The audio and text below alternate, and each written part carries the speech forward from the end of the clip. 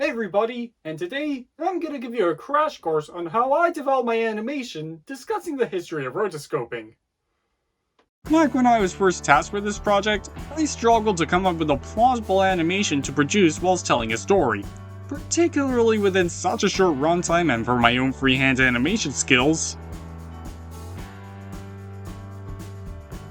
It speaks for itself.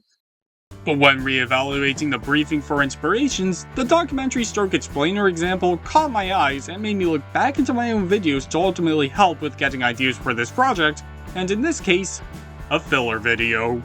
A good while ago, I made a video dorking out about 90s animation, and while I thought it was the greatest decade for animation with its quality, ambition, and variety, I also noticed a trend in the entertainment industry with biopics and dramas with historic figures and my improving rotoscoping and video editing skills, with the latter taking cues from the angry video game nerd, Scott DeWaz, and Cat Icarus.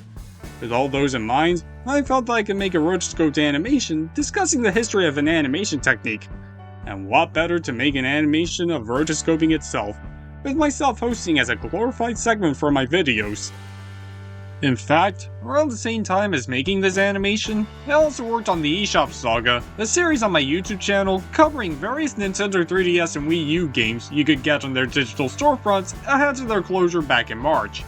Since my animation was a time travel, and the last eShop video also having me do that, I felt that I could add some rough continuity between the two videos and truly make this animation feel like an episode of my videos, and also make sense on its own, whilst readjusting what happens in the eShop Saga, ultimately bringing closure to that series, and hopefully don't cause the whole universe to collapse this time around.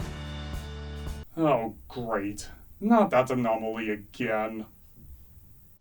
So now, let's take my social life here.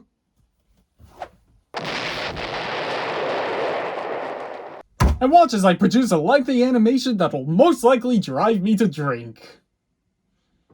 But before I got deep into production, I had to do my fair share of research on the technique, and in this case, its inventors Max and Dave Fleischer, to be as historically accurate as possible.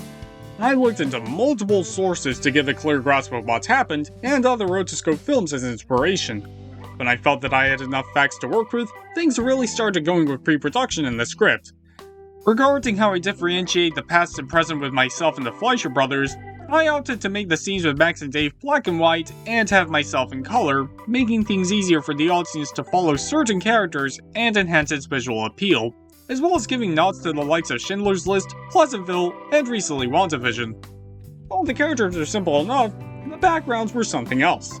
For the opener and closer, just like in all my other videos, I use real-life backdrops in my bedroom to give off a Roger Rabbit effect, and for the past segments, I took images of the real-life places and gave them my own spin in Photoshop without being 100% exact.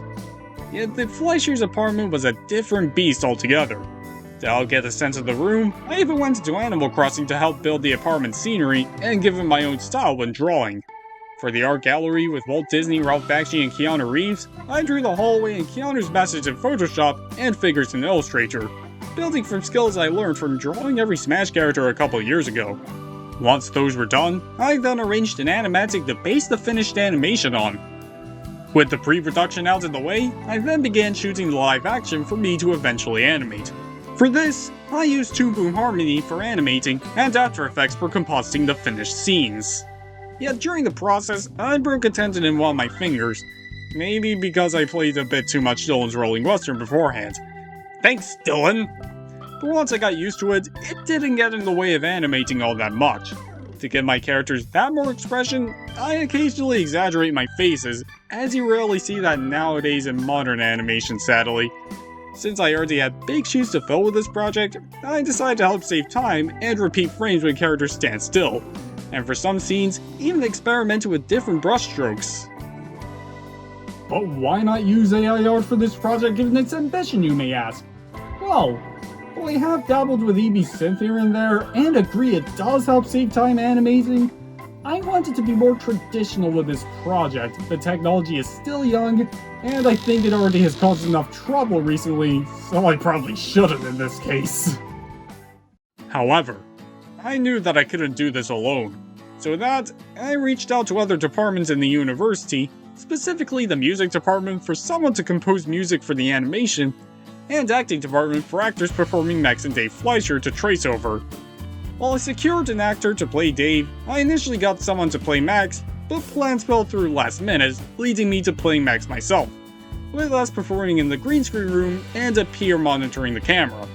They were all very talented, great to work with, and was an exciting opportunity meeting up with peers from different departments. Had it not been for them, I don't think this animation would nearly have been as effective.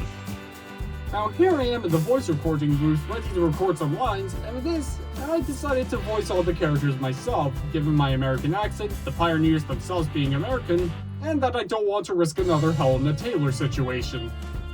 But one scene that best showcases this process is the motion capture scene.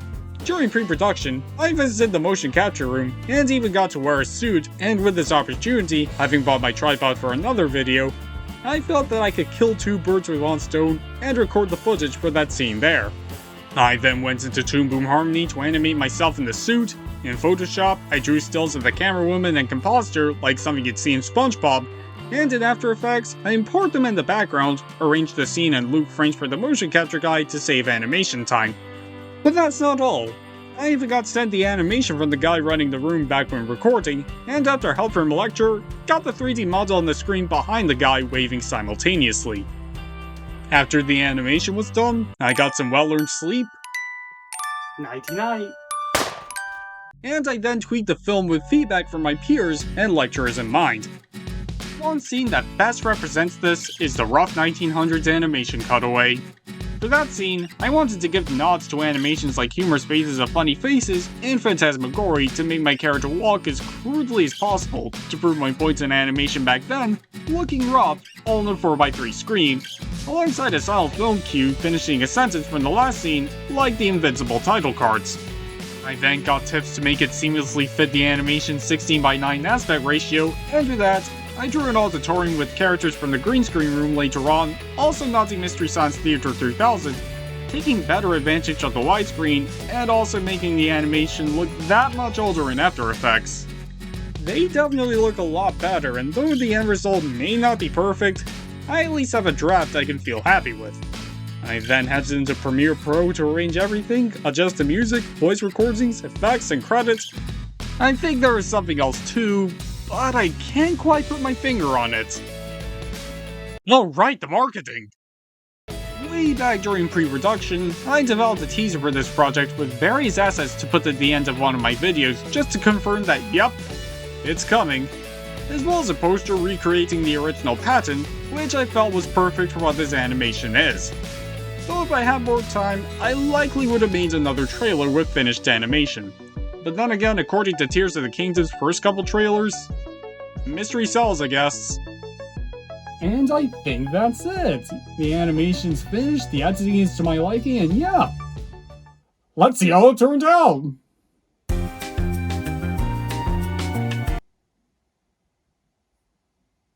Huh. Well, what did I get out of all of this? 2 messed up fingers, a broken laptop, and 14 quid wasted on Ralph Bakshi's Lord of the Rings. It was definitely a unique experience showcasing how far my rotoscoping skills have come. Yet after this, I might take a bit of a backseat from animating and focus more on editing. Don't get me wrong, it was hard and arduous.